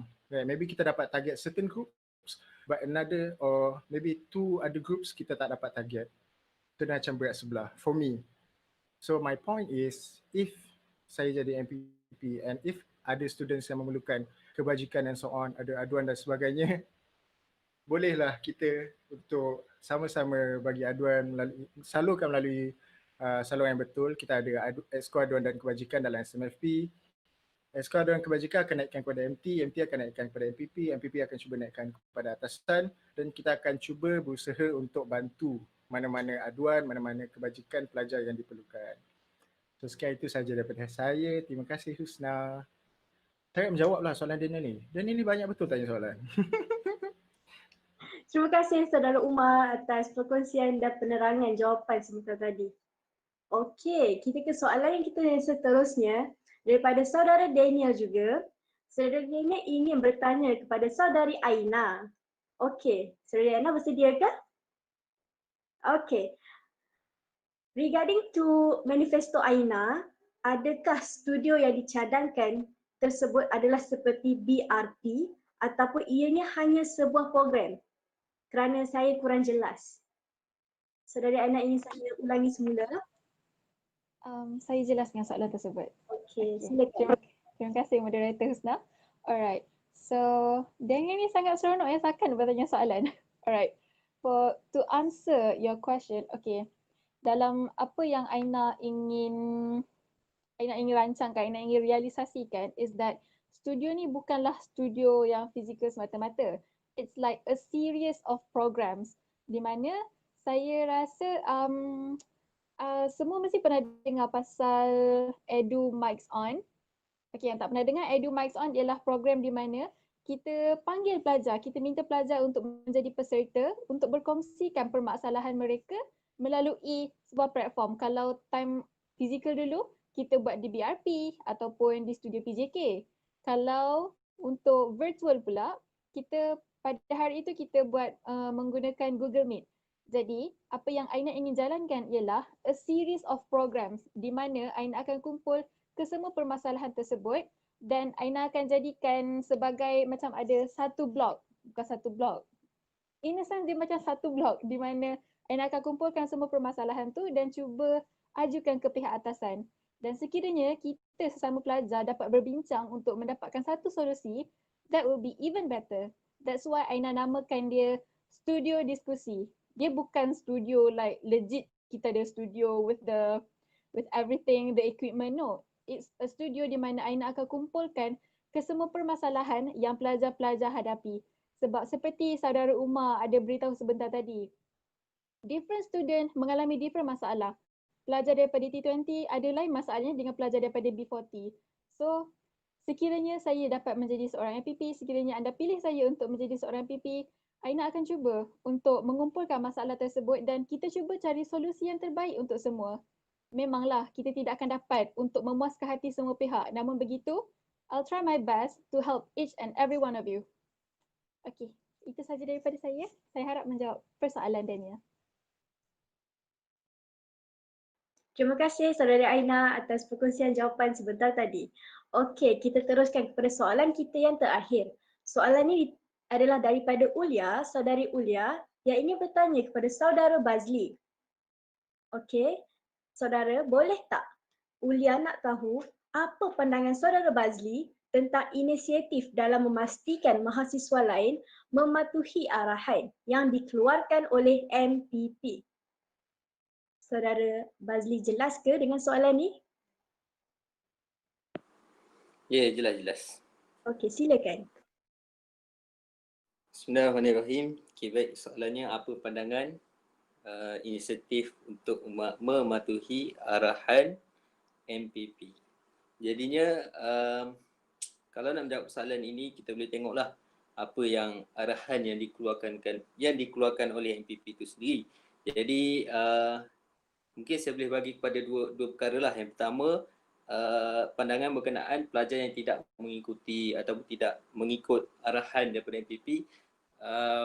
Dan yang kedua, kita ada dua golongan lah. Golongan yang tidak mematuhi, golongan yang mematuhi. Jadi bercerita berkenaan dengan inisiatif. Maksudnya saudari Ulia ni nak tahu berkenaan dengan cadangan ke macam mana sebenarnya itu? Sebab saya rasa soalan tu agak tergantung kalau nak diikutkan. Pada pendapat saya mungkin saudari Ulia ini adalah bertanya mengenai apa cadangan ataupun pandangan daripada saudara Bazli dalam menyelesaikan permasalahan ini. Okey, baik. Jadi kalau nak bercerita berkenaan dengan cadangan ni, kita kena tengoklah back to basic. Macam mana kita nak pastikan yang seseorang itu mematuhi arahan, tak kisahlah arahan daripada MPP ke, daripada pensyarah ke, daripada kerajaan dan sebagainya. Jadi kita kena back to basic.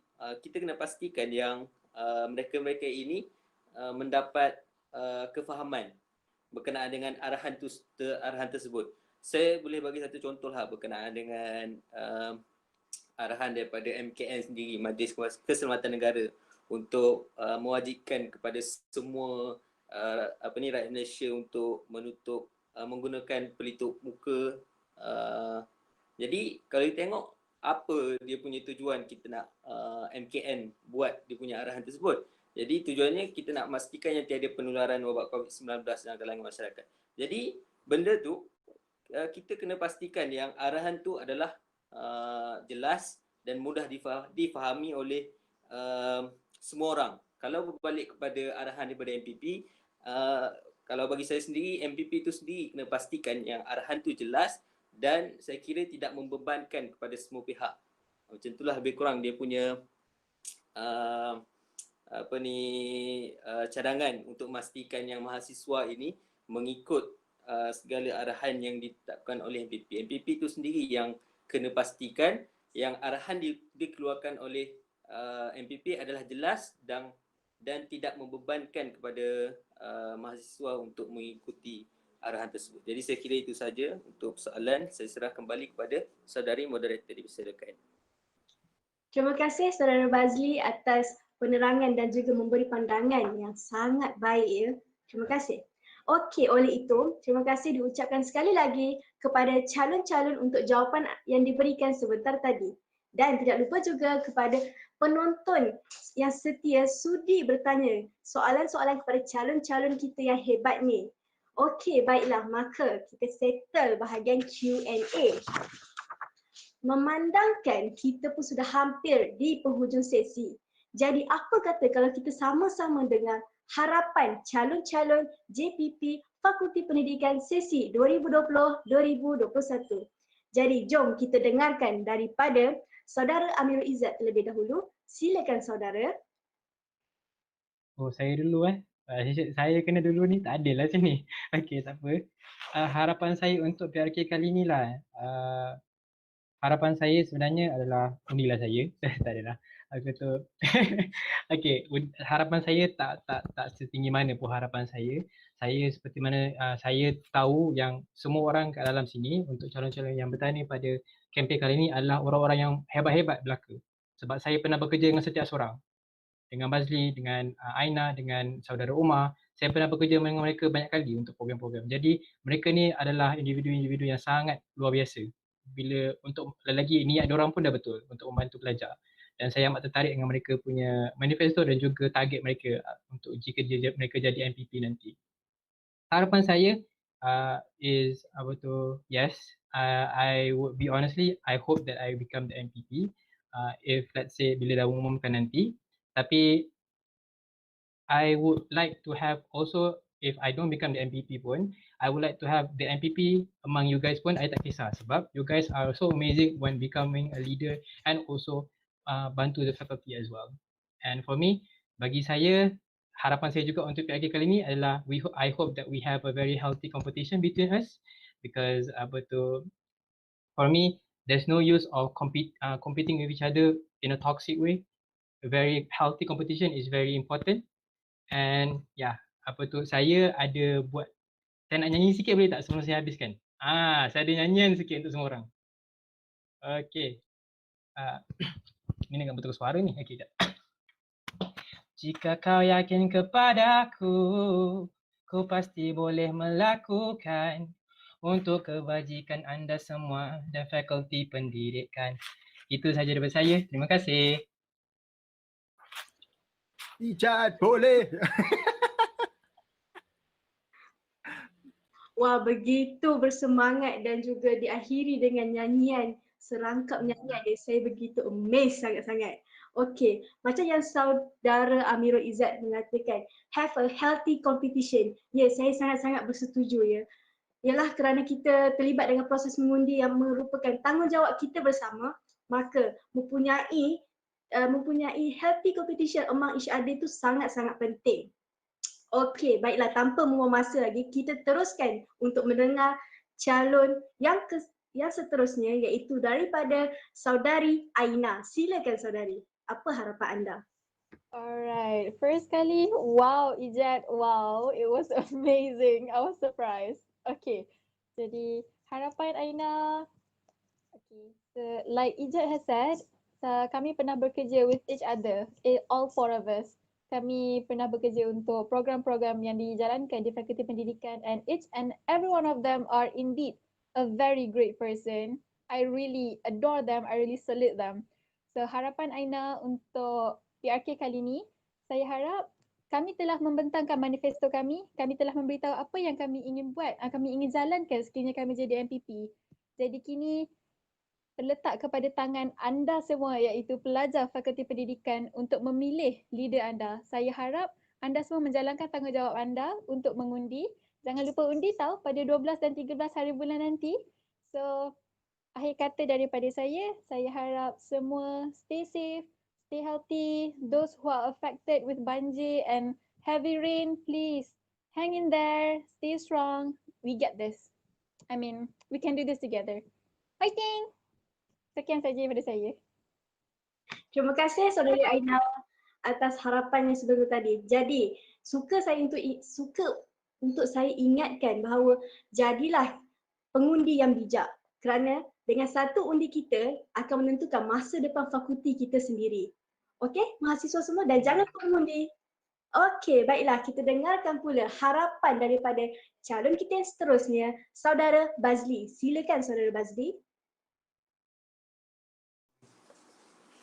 Okay, baik. Bismillahirrahmanirrahim.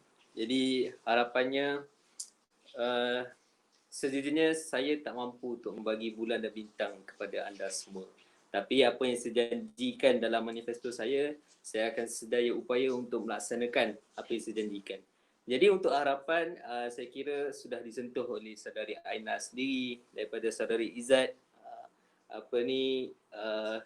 Sebagai seorang mahasiswa sendiri, kita kena jalankan kita punya tanggungjawab sebagai seorang mahasiswa untuk mengundi dan sebagainya.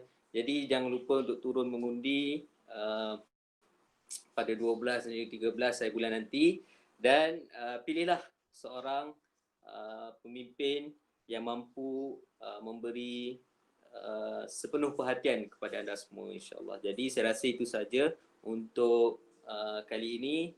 Saya juga mohon maaf kepada hadirin hadirat sekalian sekiranya percakapan saya pada hari ini, pembentangan manifesto dan sebagainya, ada mengguris hati hadirin hadirat sekalian. Jadi saya mohon beribu kemaafan, doakan kami untuk hari pengundian nanti, insya-Allah. Jadi wabillahi taufiq wal hidayah. Assalamualaikum warahmatullahi taala wabarakatuh. Saya serahkan kepada saudari moderator. Terima kasih Saudara Bazli atas harapan yang diberikan sebentar tadi.